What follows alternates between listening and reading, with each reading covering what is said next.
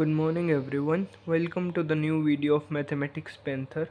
तो आज हम लोग करने वाले हैं थ्योरी बिफोर एक्सरसाइज 2.3। इससे पहले हम एक्सरसाइज 2.2 पूरी ख़त्म कर चुके हैं। तो चलिए स्टार्ट करते हैं। देखो इस एक्सरसाइज से पहले जो थ्योरी है उसमें सबसे पहले हमें दे रखा है फंक्शंस। फंक्शंस क्या होते हैं? फंक्शंस एक स्पेशल टाइप ऑफ रिलेशन है। ठीक है, इसकी डेफिनेशन क्या है? A relation F from set A to set B is said to be a function if every element of A has one and only one image in set B. देखो मैं आपको समझाता हूँ। ये हमारे पास सेट ए है एक, ये हमारे पास एक सेट बी है। ठीक है, इसमें हमारे पास कुछ एलिमेंट्स हैं, मान लो 1 2 3 5 7। ठीक है, और इसमें है हमारे पास 9 11 13 15 17। ठीक है, ये एलिमेंट्स हैं। अब ये देखो मैं आपको एक उससे समझाता हूँ, आपको याद रहेगा जिससे। मान लो ये तो हैं बच्चे, तो क्या लिखेंगे इसको? चाइल्ड। ठीक है, और ये है मदर, इनकी मम्मियाँ। ठीक है, मदर। अब ये देखो, ये कह रहा है कि हर बच्चे की मम्मी होनी ज़रूरी है। मतलब हर ये जो एलिमेंट है ए में, उसका सबका जोड़ होना चाहिए बी के साथ। ठीक है, और एक बच्चे की दो मम्मियाँ नहीं हो सकती, ये तो हम सबको पता है। एक बच्चे की दो मम्मी नहीं हो सकती। हाँ, दो बच्चों की एक मम्मी हो सकती है। मतलब दो बच्चों की अगर एक मम्मी हुई तो वो दोनों भाई हो गए या भाई बहन हो गए, मतलब जैसे भी, या बहन बहन होगी। दो मतलब एक बच्चे की दो मम्मी नहीं हो सकती। इसका मतलब इन सब के मम्मियाँ होनी ज़रूरी है। मान लो कोई भी है, ये है, ये है, ये है, ये है और ये है। ठीक है, ये हो सकता है कि मतलब सबकी ए के साथ बी का कनेक्शन है, सबका होना जरूरी है। यहाँ पे कोई एलिमेंट खाली नहीं बचना चाहिए। ठीक है, दूसरा, किसी भी दो एलिमेंट की एक इमेज नहीं होनी चाहिए। दो बच्चों की एक मम्मी तो हो सकती है, किसी भी एक एलिमेंट की दो इमेज नहीं होनी चाहिए। मान लो 1 9 से भी कनेक्टेड है, 1 11 से भी कनेक्टेड है, तो वो फंक्शन नहीं होगा, वो गलत हो जाएगा, क्योंकि एक बच्चे की दो मम्मी नहीं हो सकती। ऐसा हो सकता है, मान लो ये देखो, ये हमारे पास ए है, ये बी है, यहाँ पे हमारे पास 1 2 3 4 5 6 7 8 9 10। ठीक है, ये 1 जो है ये 6 से कनेक्ट हो सकता है। अब 1 7 से हो सकता है? बताओ, एक बच्चे की दो मम्मी नहीं हो सकती। जो 2 है वो 6 से हो सकता है, कि जो 2 है उसकी मम्मी 6 हो सकती है, 1 की भी मम्मी 6। हाँ, तो ये दोनों भाई भाई हो गए, मतलब कजन्स या फिर सिबलिंग्स हो गए ये दोनों आपस में। ठीक है, तो ये हमारे पास फंक्शन होगा। ठीक है, ये नहीं होगा, ये भी होगा, ये भी होगा। ऐसे हो जाएगा ना कि ये और ये नहीं होगा। इसका मतलब ये होता है कन्वर्जिंग। कन्वर्जिंग अलाउड है, डाइवर्जिंग अलाउड नहीं है। डाइवर्ज मतलब फैलना, फैलना अलाउड नहीं है, कन्वर्ज करना अलाउड है। ठीक है, आगे जाके बंद होना। समझ गए? ये फंक्शन है, ये भी फंक्शन है। ठीक है, अब हमारे पास एक एग्जांपल है। मान लो एक हमें ये दे रखा है, R set is equals to 2,1 3,1 4,2। हमें ये बताना है कि ये जो है ये फंक्शन है या नहीं है। अब ये देखो, ये हमारे पास पहले है 2 3 4, बाद में है 1 और 2। ठीक है, जो 2 है वो 1 से कनेक्ट है, 3 भी 1 से कनेक्ट है, 4 2 से कनेक्ट है। अब ये देखो, दो बच्चों की एक मम्मी हो सकती है, तो ये फंक्शन है। एक हमें दे रखा है सेट, तीनों की मम्मियाँ भी हैं और दो बच्चों की एक मम्मी है, तो ये अलाउड होता है, तो ये हमारे पास फंक्शन है। ठीक है, दूसरा दे रखा है हमारे पास 2 2 2 4 3 3 4 4। ठीक है, ये देखो, ये पहले है हमारे पास 2 3 4, दूसरा है हमारे पास 2 3 4, ये भी 2 3 4 है। 2 जो है वो 2 से कनेक्ट है, 2 जो है वो 4 से कनेक्ट है, 3 जो है वो 3 से कनेक्ट है, 4 जो है वो 4 से कनेक्ट है। अब ये देखो, एक बच्चे की दो मम्मी अलाउड नहीं है। ये 2 की मम्मी 2 भी है, 2 की मम्मी 4 भी है, एक बच्चे की दो मम्मी कैसे हो सकती है? सबकी इमेज तो है, वो तो ठीक है, लेकिन एक बच्चे की दो मम्मी दे रखी है, तो ये अलाउड नहीं है। ठीक है, तो ये हमारे पास फंक्शन नहीं हुआ। तीसरा हमारे पास है एक आर सेट दे रखा है, 1,2 2,3 3,4 4,5 5,6 6,7। अब ये देखो 1 2 3 4 5 6। अब इसको हम बिना इस डायग्राम के सोचते हैं। देखो, सबकी इमेज तो है, एक की इमेज 2 है, 2 की 3 है, 3 की 4 है, 4 की 5, 5 की 6, 6 की 7, सबकी अलग अलग इमेज है, तो ये भी हमारे पास फंक्शन होगा। ठीक है, ये बना के भी आप देख सकते हो, अभी जब तक आपको समझ ना आए फिर उसके बाद आपको वैसे भी हो जाएगा कि सबकी एक एक इमेज है और सबकी अलग अलग है, जैसे 1 की 2, 2 की 3, 3 की 4, 4 की 5, 5 की 6, 6 की, सबकी अलग इमेज है। ठीक है, समझ गए, तो ये भी हमारे पास फंक्शन है। अब हम बात करते हैं कुछ फंक्शंस की और उनके ग्राफ की। ठीक है, सबसे पहला जो हमारे पास फंक्शन है वो है identity function. F x is equals to x, यहाँ पर हम जो भी वैल्यू रखेंगे, मतलब y is equals to x ही हो गया ये, यहाँ पे हम 1 रखेंगे तो ये 1 आ जाएगा, 2 रखेंगे 2, 3, 3, 4, 4, 5, 5, 6, 6।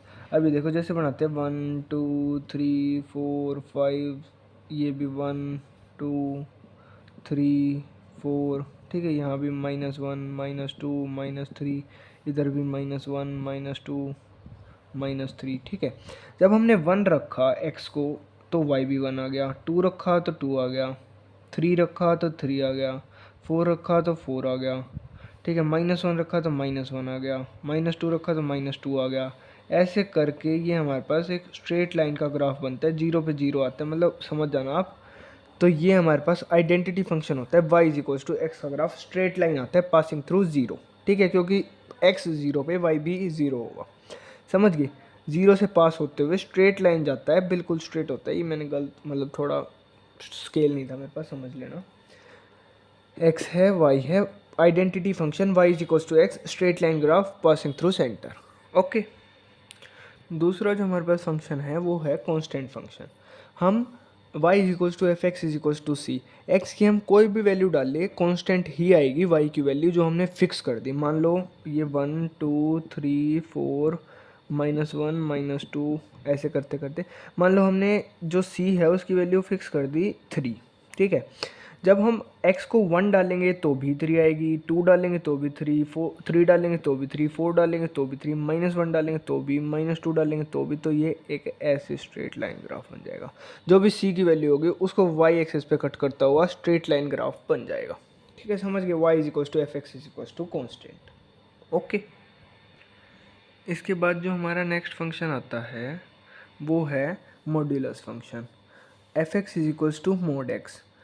एफ एक्स की वैल्यू x निकल के आएगी जब हम x को 0 या 0 से बड़ा रखेंगे, और एफ एक्स की वैल्यू -x निकल के आएगी जब हम x को 0 से छोटा रखेंगे। ये देखो, ये हमारे पास 0 है, x की वैल्यू 0 से बड़ी 1, 2, 3, 4, -1, -2, -3, -4। ठीक है, हमने यहाँ पे x की वैल्यू को 1 रखा तो एफ एक्स आ गया 1,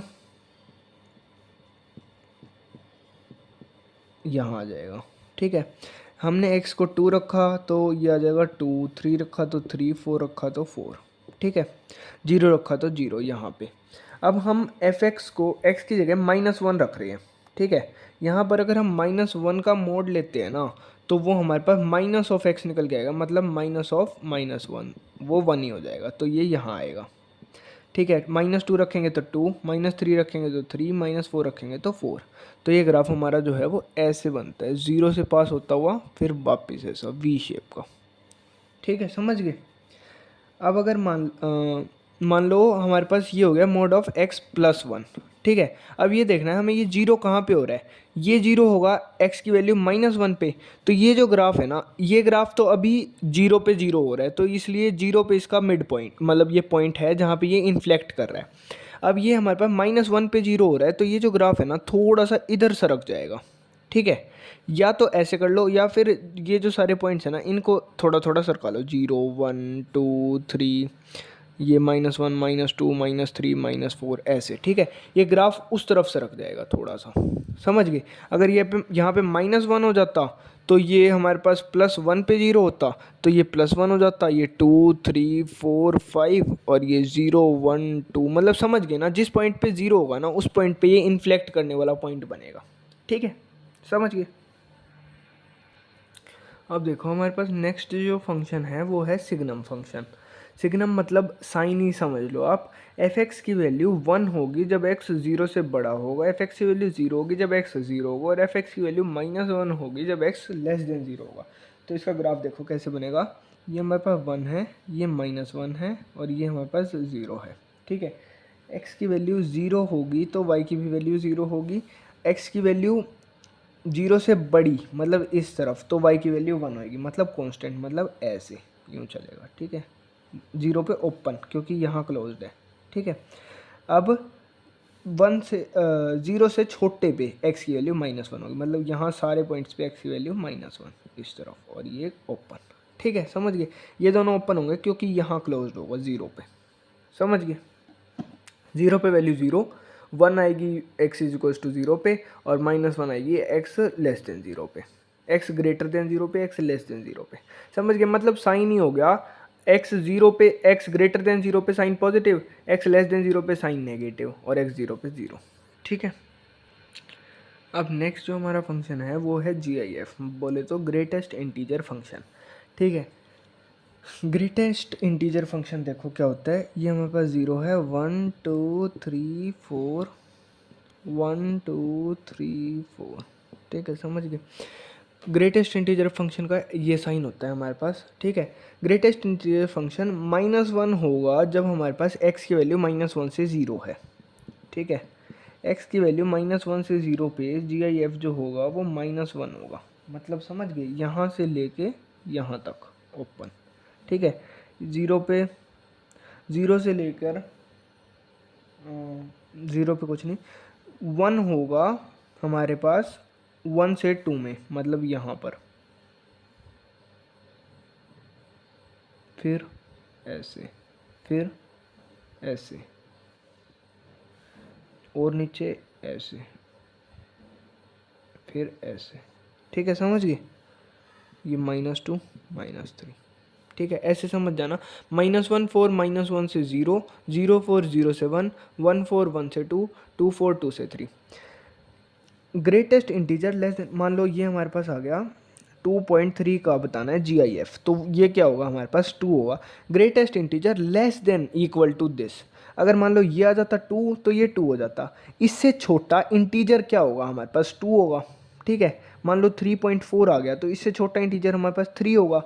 अब ये देखो, मान लो -8.4 आ गया, ठीक है, तो इससे छोटा इंटीजर क्या होगा ये बताओ आप। इससे छोटा इंटीजर हमारे पास होगा माइनस, बताओ, माइनस में जो बड़ा होता है वो छोटा होता है, तो इससे छोटा इंटीजर होगा -9, ठीक है, समझ गए। माइनस में 7.4 से छोटा इंटीजर होगा -8, ठीक है, समझ गए। माइनस में जो नंबर छोटा होता है वो बड़ा होता है, ठीक है, समझ गए ना। नेगेटिव में जब हम जाएंगे तो उससे पीछे वाला आएगा, पॉजिटिव में जाएंगे तो यही आ जाएगा 3 से, ठीक है। 8.4 में 9, 7.4 में -8, समझ गए ना। तो इसी के साथ हमारी ये जो थ्योरी थी एक्सरसाइज 2.3 से पहले की वो कंप्लीट होती है। वीडियो अच्छी लगी हो तो लाइक करना, चैनल पे नए हो तो सब्सक्राइब करना। Thank you so much for watching. मिलते हैं नेक्स्ट वीडियो में एक्सरसाइज 2.3 के साथ, तब तक के लिए बाय बाय।